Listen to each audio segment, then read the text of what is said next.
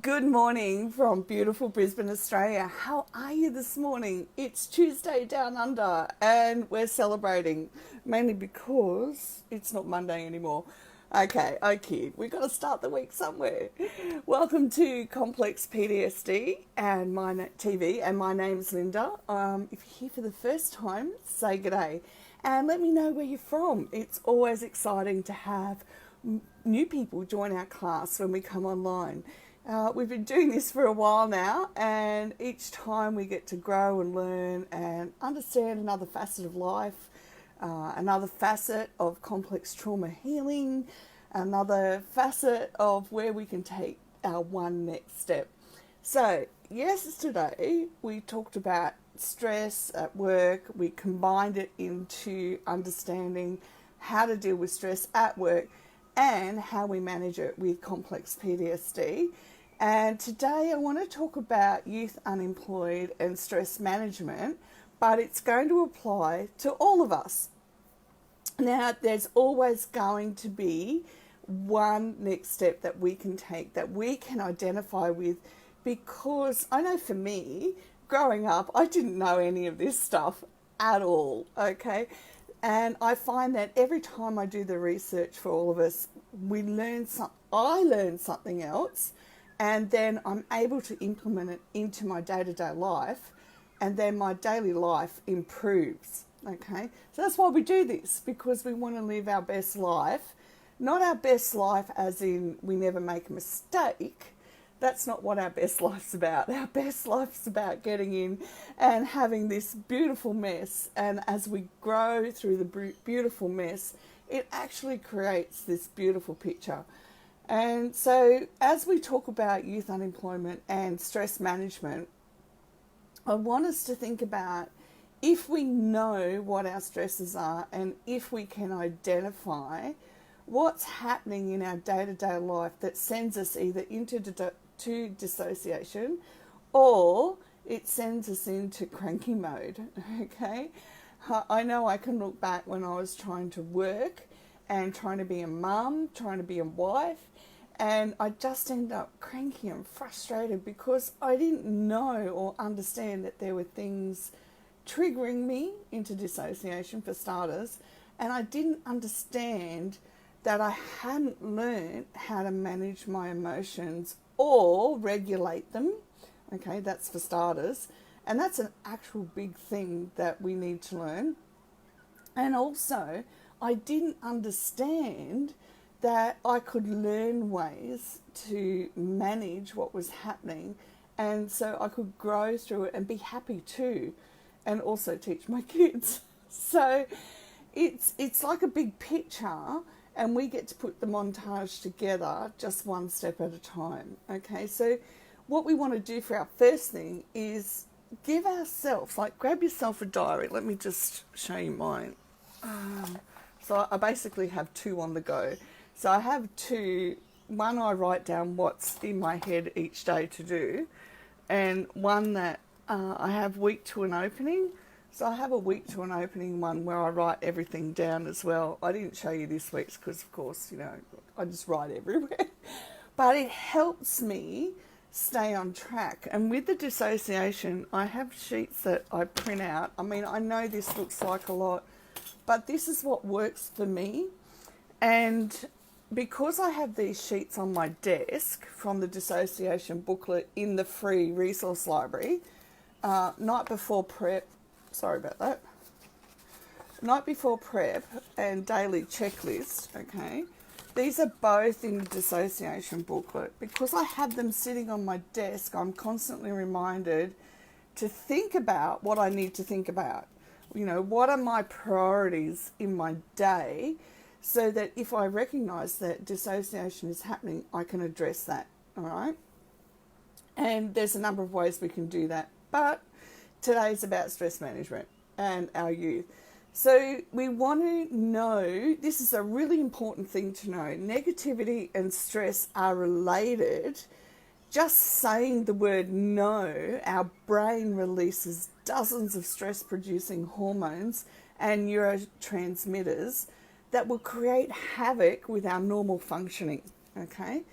So when we speak negative thoughts, whether they are about illness, fear, worry, disapproval, or even a simple no, more stress chemicals are released, okay, up here in our brain, our very real, I call it our onboard computer that's running stuff. But it's very real and it has a very large impact in our life if we don't know this stuff, all right? So, and this doesn't just affect our brains, it also affects the brains of those around us. It causes anxiety and irritability to anyone listening to us, all right? So negativity can destroy families and relationships. And notice when your thoughts turn to the negative, recognize how you're feeling throughout your entire body and begin to move your body. So don't stay stuck in the negativity for too long. We need to get up. We need to move our body, because once we start moving our body, we're engaging our brain in a different set of this needs to happen. All right. So if I'm stuck in all the neurochemicals, neurotransmitters, everything happening, then I get up and start moving my body. And even if you go and do something as simple as walk on the grass and feel the grass, all right, because remember, we can be emotionally numb. We want to feel the grass so that we're doing the opposite of what's happening. We're consciously engaging in moving on from the negativity and stress. And we want to teach our kids this, whether they're kids, teenagers. We want to help them understand that every time they're going into this negativity phase, it's not helping them and it's not helping those around them either. Okay, so the next thing we want to do after that, sorry, it's really hot here this morning. Even though it's autumn, it's like summer has its last blazing run before we get cooler weather. Next thing we want to do, we want to change our perception. Okay, now perception is how we see and understand what happens around us. And that's as unique as you and I are, our perception, all right? So being unemployed is very stressful. And when we hang around with others who are unemployed and stressed, we're going to increase our stress. And the same will apply for us if we're in relationships where it's just negative, pressure. It's going to increase that. It's like a snowball, rolling down the mountain. And as it goes, it gathers more and more and more and becomes this bigger snowball. Well, that's what happens. So we've really got to develop this awareness. And when we have conversations, we need to be willing to say, well, this is my perception. What's yours? So what are you seeing and what are you understanding from this situation? Okay? We need to be willing to change our perception of how we are seeing and understanding our world for us, not everyone else's collective individual world.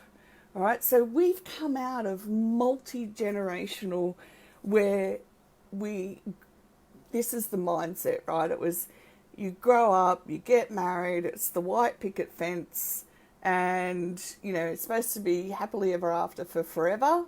Have the 2.5 kids, I think. I can't remember what it was, but years ago it was like, have 2.5 kids. How you're doing that, I don't know, but that was the statistics. And we need to be willing to put that aside in order that we grow into and begin to change our perceptions of what's possible for our world. If you had said to me when I was in my 20s that one day I'd be sitting here talking on a phone, broadcasting to the world, I would have just went, I couldn't even perceive that. So our perception has to bring us right into the here and now. It's not about the future at this point in time. We just want to take one step. Once we've got a handle on what our perception is and what we want to change it around to, we can learn how to control what we feel and do about what happens to us. So daily self-awareness helps in this area. if you're depressed every day, it can be a neurological trigger, and we can definitely learn how to turn it around by changing our perception, changing the actions we take, and changing our feelings and how we are going to view the depression today, here and now. So it's not about trying to fix it all at once. It's what am I going to do in the here and now? And I have used this very successfully to continue to overcome the depression trigger. And one of the main things that we do with our perception is understand what's happening for me is not who I am. Okay?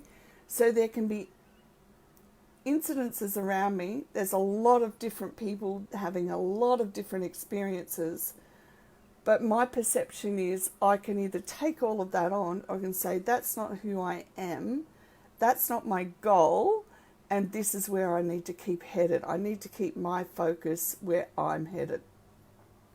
And actually, when you do that, it actually helps you begin to be able to say no a lot easier. So you know how we talk about boundaries? That's one of the easiest ways we can begin to say no, is we sit down and we work out where we're headed. Where are we aiming for this week?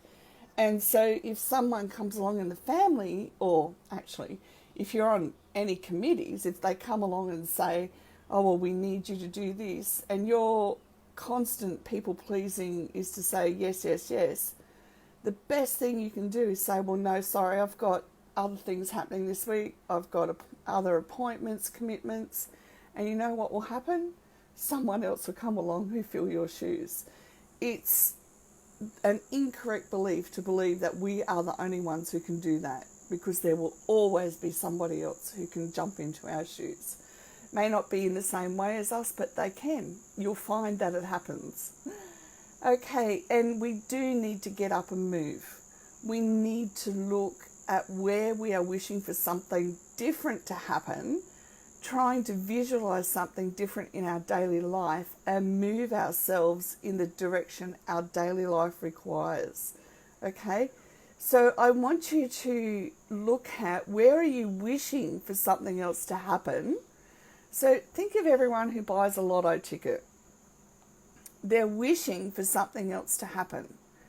But are they taking actual steps towards making what their wishes are to happen? So we can't sit around waiting for lotto. It's a rare person that wins.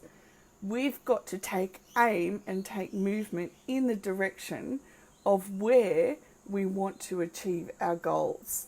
And if it's overcoming dissociation, what's my one next step? If it's learning how to have a safe relationship, what's my one next step? All right? We have to be honest with ourselves and say, I'm wishing for this to happen, but I'm not actually doing anything about it. Okay? And if we don't have an aim for the week, right, let's just break it down to the week. We don't do 5-year goals. So much can change in 5 years. We do just one step at a time. But where am I aiming? So for me, what am I aiming to happen today? And then that says to me, okay, I want to finish writing the trauma-informed movement book. So then I allocate time for the other priorities that I have. And then when I've allocated that time and it's used up, then it's used up.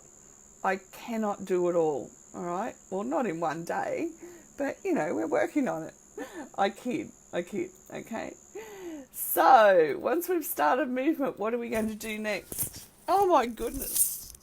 It's crazy town this morning. We want to exercise our will. Now, I want you to think about exercising your will as like going to the gym. Now, if your face screwed up just then, I want you to go, okay, let's just calm, let's relax and think about this. When we go to gym, we have an aim, we have a goal, we're moving, and then we have to exercise our will to push through to meet our goal, our aim, all right? So if I just went to gym all the time and I did the same thing the same way at the same time, nothing would happen. I have to be willing to feel the resistance I have to push myself and then meet that resistance with my free will and say, right, I want to push through the resistance that says I'm going to have an anxiety attack. Okay, I can learn about how to manage an anxiety attack so that I never have to have them again. Once I go through my process, I haven't had an anxiety attack in I don't know how long now. I can learn how to push through and feel safe. I can push through the fear, all right?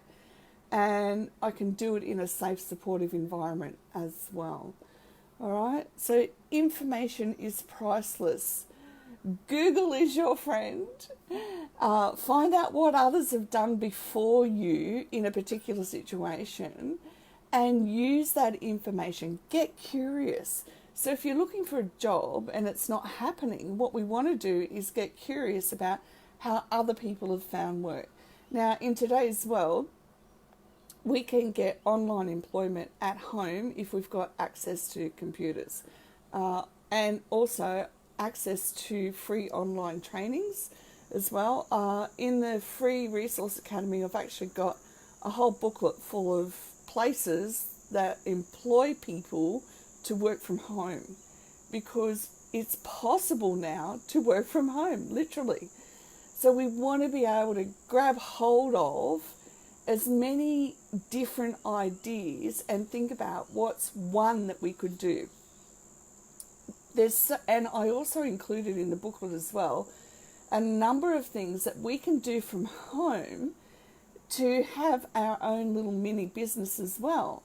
So things like lawn mowing, pet minding, and pet exercising. Do you know, so many people work so much that they actually need their pets exercised. And one of my clients, they had the most beautiful idea. This is overseas, not in Australia. I don't know if it's available in Australia, but you can actually look after somebody else's pet for the day. All right? Wonderful. All care, but no responsibility. So you want to look into whole different things that can make your life a lot more, not just interesting, but have a lot more meaning for you. All right? And that's what we're looking for, meaning and taking on the responsibility that we can make a change in our life for the better. Okay, there's more information. I've actually put all of this into the free resource library as well, so that you can go over it step by step, write down each step and write down what it means for you, what you need to do about it, what you need to unpack, where you're at in your recovery journey, so that you are fully aware of what your one next step will be. Okay? And above and beyond everything, remember you are loved, you belong, we see you, we understand, and I will be back tomorrow for another session. And thank you so much, everyone, for joining in. It was lovely to be here with you this morning. I'll catch you tomorrow. Bye for now.